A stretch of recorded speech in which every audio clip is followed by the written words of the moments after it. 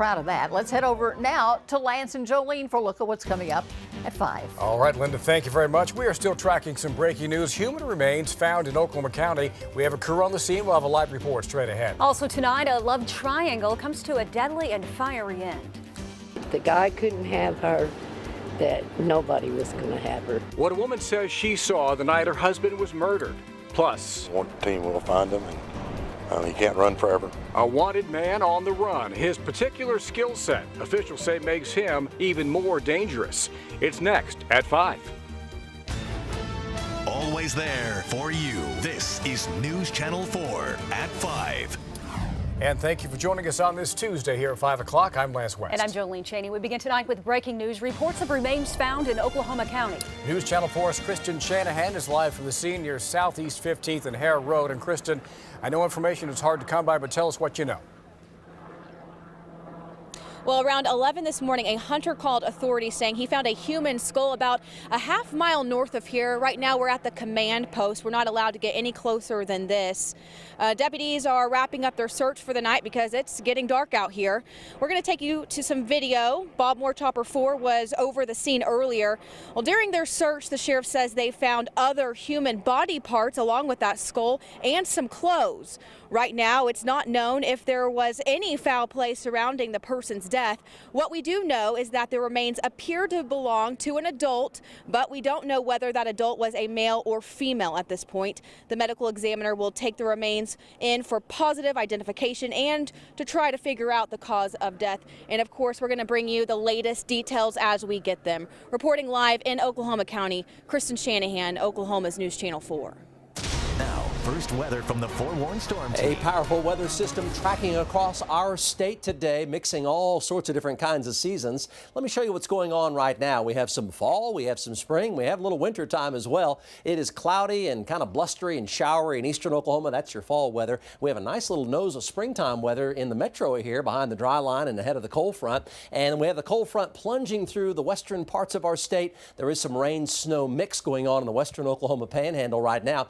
But it's near this yellow line, this dry line, near that and east of that for about the next 6 or 8 hours, where I'm concerned about a risk of getting a bit of severe weather. It is November, but severe weather is possible any time of year in our state. We know that as Oklahomans, don't we? Thunderstorms have tried to go up here west of the Arbuckles. Here is the risk from now till about midnight or so tonight. The tornado threat is low, but it's not zero. Golf ball size hail, 80-mile-per-hour winds. East of the dry line, just east of Oklahoma City in the yellow shaded area. By 10 o'clock tonight, the chance of rain between now and 10 is low to moderate to high. Here comes the cold front punching through Oklahoma City, guys, at about 8 p.m. this evening. That'll set the stage for this blusterier and chillier weather moving on in. I'll talk about Wednesday, Thanksgiving, and the upcoming weekend. That forewarned forecast moments away. All right. Thanks, Mike. Also tonight, a love triangle comes to a deadly end. A woman claiming her ex-boyfriend murdered her husband and then set their home on fire. The crime's unfolding in the town of Sayre, which is in Beckham County. News Channel 4's Sheldra Brigham has more on the details of this terrifying ordeal. Police say there were 3 people inside this house before it was set on fire. One is dead, another is in the hospital, and police say a third person could be responsible for it all. Police say the fire set inside this home was done to hide a heinous homicide, the end result of a deadly love triangle between the victim, Jerry Essery, his wife Pam, and a man Pam dated while separated from her husband. If the guy couldn't have her, that nobody was going to have her. Pam's close friend, Vania Payne, says the boyfriend didn't want to break things off. Why this crazy man do this? You know, I'm going to kill you all. I'll take you all out.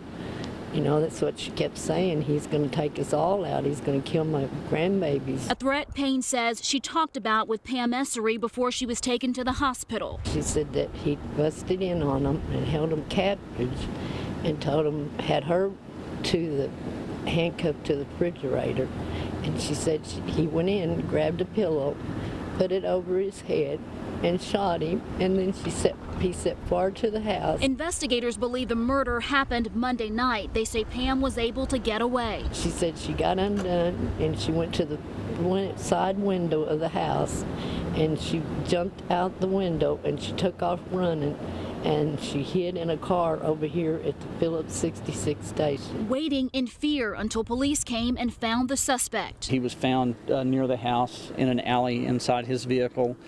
He was unconscious. There didn't appear to be any type of wounds to him. But how he became unconscious, we're not sure yet. Jerry Essery's family found out about what happened this morning. There are no words to describe their heartbreak. He's a great man. He never met a stranger. Loving, sweet, peaceful pawpaw, a great, good Christian man. Daniel Essery says his parents had their problems like any other couple, but they loved each other. And she'd leave and come back. But if we even moved anything out of place, he'd say, wait, no, that's not how it was when she was here. And he just anxiously waited for her to come back. He absolutely adored my mom. He adored his entire family. A love they will continue to hold on to. In Sayre, I'm Shelda Brigham, Oklahoma's News Channel 4. Pottawatomie County authorities asking for you to be on the lookout for a man they say is armed and extremely dangerous. As News Channel 4's Ashley Kringen reports, he failed to show up for his sentencing last Friday, and officials have a message for him tonight. Like I said, it's a no-bond warrant. He is going to prison for 23 years. This is the most wanted man out of Pottawatomie County, David Allen Knight. Mr. Knight is actually an ex or a current MMA fighter, so we are considering him armed and dangerous. Knight failed to show up to court Friday, where a jury sentenced him to 23 years in prison. We need to get him in custody and get him off the street. According to these court documents, Knight was arrested here in McLeod in February of 2015 for first-degree robbery and eluding police. Documents go on to say Knight forcefully stole a man's truck in Shawnee. Later, officials spotted the stolen vehicle in McLeod, and Knight took off, eventually bailing from the pickup, running until an officer used a taser to stop him and take him into custody. I don't think he's far from Shawnee. I think somebody's hiding him out, and that's something else. If he is there, you can be charged with harboring. Officials hope people watching recognize Knight, relying on any tips that could lead them to his arrest. Mr. Knight needs to go ahead and turn himself in because the warrant team will find him, and he can't run forever. In Pottawatomie County, Ashley Kringen, Oklahoma's News Channel 4. All right, here's one more look at the suspect, David Allen Knight. Anyone with any information about his whereabouts is asked to call the Pot County warrant team right away. Well, she's a 4-year-old girl that shocked her parents when she arrived into this world, and now she's disarming the doctors who are saving her life from cancer. News Channel 4's Tara Blue introduces us to a spunky kid with courage. There's a reason little Katie Green is humming with happiness on this mild fall day. She's back outside playing with her posse of cousins. When she got sick and her cousins couldn't be around her, she would cry for them and they would cry for her. Mom Susan says it was last June after a family trip when Katie couldn't shake a virus her cousins quickly recovered from. As soon as we went in, the pediatrician noticed her spleen was enlarged and she was too pale, so we ended up here that same afternoon. Now, you gotta keep it open. The diagnosis, acute lymphoblastic leukemia, or ALL. And the first few weeks were a blur of intensive chemotherapy. At times, the medical attention overwhelms Katie. You want to go home? But moments later, her spunky side always comes through. She is one of the most adorable patients I've had the pleasure to take care of. Dr. Osman Khan at Jimmy Evers Center for Cancer says it's thrilling to see a very sick child become cancer-free in just a few short weeks. Doctors here are constantly improving ways to tailor treatments. This has been fantastic progress over the last 15 years or so in our ability to better categorize patients, to better individualize treatments, and to do personalized treatment for every patient. The staff here is amazing. They all know her by name. Whether it's in clinic or playing ponies. Can I come play? Sure. Katie's parents treasure each moment with the daughter they called their miracle baby. Now, Anna's window is right there. This one's Anna's? Okay. Okay. You see, she arrived only after their other daughter was already grown up and out of the house. And even with 2 years of maintenance chemo ahead, The Greens say Katie is taking charge and leading them into a bright future. She's hitting every milestone. She seems to be doing great. Tara Bloom, Oklahoma's News Channel 4.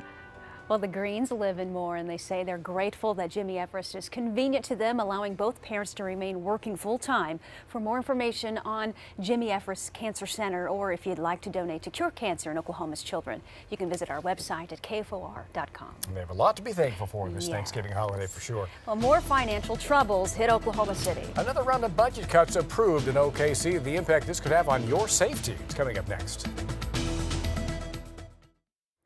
Well, tough times are getting tougher in Oklahoma City. The City Council approved another round of across-the-board budget cuts this morning, trimming an extra $9 million to balance the books. That means cutting police officers, for example, reducing the size of a force that's already at a less than ideal level. When you're having to cut officers, it's to a staff that is already below what we really need. It's, you know, it has more of an impact. So that being said, at some point, I mean, the cities are going to have to figure out, I mean, we're going to have to figure out how to fund operations, because if you don't have the money, you can't have it. Well, economists don't expect things to improve right away, even with the holiday shopping season ahead of us. The OKC, they say OKC shoppers are still hesitant to spend, even as the oil industry recovers. Well, you may have noticed winds of change blowing through Oklahoma. Yes, Mike says cooler temps, maybe even some severe weather could be possible. Details ahead. Now, here's Oklahoma's leading meteorologist, the Forewarned Storm Team's Mike Oh, Morgan. a day just like springtime today here in Oklahoma City as the sun sets here in 4 minutes' time, tracking a risk of some evening severe weather, at least a potential in parts of our state. Let's jump in and talk about this Oklahoma weather. So fascinating. It is mostly fair here in Oklahoma City. There are some towering cumulus, though, on the eastern sides of town. Looking westbound, though, it is currently clear. 72 degrees right now. The winds, well, they're now back out of the south, and the dew point's starting to climb a bit. The dry line is located out on the southern and eastern sides of Oklahoma City right now, and it's stalled out. It's not moving. 57 our low, 76 our daytime high. Missed a record by 2 degrees. Temperatures are from 68 and a 66 in Hinton to around 73. So it's going to be a pretty mild evening until this cold front arrives, and the cold front has got its track shoes on, and it's rapidly approaching the metro right now. It'll be breezing through here between 7 and 7:30 this evening, and the dry line is just on the eastern sides of Oklahoma City. So this is fall weather here, spring weather here, and winter weather here. There's rain and snow mix out in the western Oklahoma Panhandle right now. It's a powerful area of low pressure. Now keep in mind, above that, there's a powerful jet stream right across Oklahoma. This would be a classic weather map for an outbreak of severe weather in April or May, including tornadic activity. And the tornado threat is not zero for this evening ahead of that dry line, but it is low. It's quite low, but it's not zero. If these storms can overcome this intense jet stream over us right now and actually develop this evening in the unstable weather east of the dry line, as the cold front plows into all this and gives it a big lift vertically in the atmosphere, and that front will just sweep on through deeper into the evening hours and overnight hours tonight. But it's this area here just on the east and southeast sides of Oklahoma City that I'm tracking very carefully here. There are showers and a few thunderstorms in southeast Oklahoma, and a couple of thunderstorms tried to go up right on the dry line. They went up, and the jet stream kind of sheared them off, or kind of cut off the tops of them, and they dissipated, and that's a pretty typical scenario with this type of setup. And look at the cold front here, really making tracks now, passing Kingfisher and Hinton. That's the northwesterly breeze that's going to really chill us down late this evening and overnight tonight, and also for tomorrow. But in the meantime, this lift with the cold front plunging in is going to generate this slight risk of severe weather. Golf ball size hail, 80-mile-per-hour winds, tornado threat low but not zero when these thunderstorms do develop. Here's the map for 8 o'clock. And as you see, thunderstorms do develop on the cold front just on the eastern sides of Oklahoma City, literally by a few miles. By 10 o'clock, Ada over toward Okemah, down toward McAllister. And then later tonight, those thunderstorms, they move on out, and the chilly moves in, blustery and low to mid 40s tomorrow morning. We'll start pretty cloudy and kind of raw in the morning, and then sunshine will come back out by mid to late morning throughout the afternoon hours for tomorrow. low to mid 50s and low 60s for daytime highs for tomorrow. This evening, the chance of storms begins on the southeast side of Oklahoma City. It's a low to moderate to high probability. There will be thunderstorms developing this evening. They'll quickly push into Arkansas after midnight tonight. And here comes the chill, upper 30s to mid 40s for lows, 44 here in Oklahoma City with a gusty northwesterly wind. And for tomorrow, low 50s, mid to upper 50s, a couple of low 60s, some clouds around in the morning here in Oklahoma City, then we'll clear on out. 59 will be our daytime high with a gusty northwest wind at 20 to 30, and Thanksgiving still looks beautiful, mid to upper 60s for daytime highs. So, tracking that risk of severe weather just east of Oklahoma City for the next few hours. And then here comes the cool. Thanksgiving looks nice. Light winds on Friday, 39 to 59, so a good day there. The weekend looks nice, but by late Sunday, thunderstorms will move in. That'll be that trend toward chillier weather next week. And we may see a little snow in parts of the state. Next week, we'll have more on that coming up at 6 right after this. Now sports with Brian Brinkley. The Oklahoma City Thunder's schedule gets a little tougher coming up. The first of 3 road games and 4 of the next 5 on the road is tonight as OKC visits the Los Angeles Lakers. The Thunder beat the Lakers back on October 30th in OKC, but this doesn't look like the hapless Lakers team from last year. You know, the game at our place was a close game. We kind of broke it open inside the last 4 or 5 minutes. They are a very explosive team offensively, and a lot of versatility. A lot of guys that can create, put on the floor, generate offense. So be a great challenge for us defensively tonight, you know, coming off a game where we need to make some improvements defensively. Late tip time of 9:30 tonight. Oklahoma State's men's basketball schedule is getting tougher as they go along. It takes a major step up tonight as OSU meets 4th-ranked North Carolina at 9:30 as well in the Maui Invitational. The Cowboys won their 4th straight to start the season last night with a 98-90 win over Connecticut. I thought we got off to a great start. I thought our defensive intensity was bothersome for them. And, you know, I love the fact we had 18 steals. That's a great number. That means we're being active and bothersome. Can't wait to see what Brad Underwood and the Cowboy coaching staff wear tonight. The OU and OSU football teams get an extra week to prepare for the big Bedlam game a week from Saturday in Norman. Both teams will be brimming with confidence going in. The Sooners have won 8 straight and the Cowboys 7 in a row. A lot of confidence. Going to play a good team. I mean, playing a team that's hot right now, playing really good and very active on the offense, and you know, looks like they're playing what would be better in their opinion, from the public's opinion, on defense. So it'll be a great challenge for us, but guys have worked hard and they're there. We'll be there in 2 weeks. It will no doubt be an emotionally charged game when the Sooners host the Cowboys. OU is coming off a win over West Virginia that got a little heated even before the game started, with both teams meeting at midfield to talk trash. But the Sooner coach liked how his team kept their composure. We're not out there getting personal fouls and doing anything, you know, to draw penalties, and meeting at the 40-yard line. Everyone meets somewhere. And again, you show me a time we've been stomping on anybody's logo, and that hasn't happened in 18 years. So we do things the right way. And but in the end, I don't know that it didn't help us.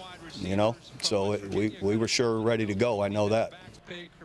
And longtime LA Dodgers announcer Vin Scully was honored with the Presidential Medal of Freedom today, along with another legend, Mr. Bruce Springsteen, Kareem Abdul-Jabbar, and Michael Jordan as well. Not a bad list. Keep it here for a look at what's coming up at 6. And details tonight at 6 on those human remains found in Oklahoma County. You'll hear what police have to say about the investigation. Live report coming up also at 6. Nerves rattled. What Cushing residents are saying about 2 more big earthquakes hitting their town. It's coming up after NBC Nightly News. Stick around. We're back at 6.